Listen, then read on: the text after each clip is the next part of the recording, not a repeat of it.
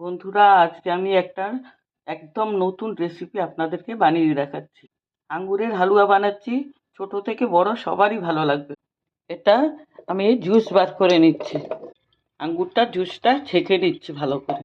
আঙ্গুরের জুসটা বের করে নিয়েছি। আমি 500 গ্রাম আঙুর নিয়েছিলাম, 3 কাপ। এই কাপে 3 কাপ রস হয়েছে। এই কাপের 1 কাপ দিচ্ছি চিনি, হাফ কাপ দিচ্ছি কর্নফ্লাওয়ার। কর্নফ্লাওয়ারটা ভালো করে গুলে নিয়ে তারপরে আগুনটা জ্বালাবো। লো ফ্লেমে ক্রমাগত নাড়তে থাকবো।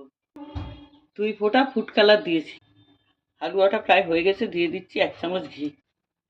পাত্রটার মধ্যে একটু ঘি ব্রাশ করে কাজু বাদাম কুচি ছড়িয়ে দিয়েছি।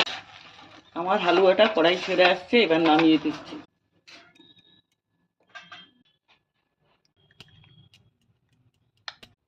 এক ঘন্টা ঠান্ডা করে তারপরে কেটে নিয়েছি। বন্ধুরা, 15 মিনিটে হয়ে যাবে।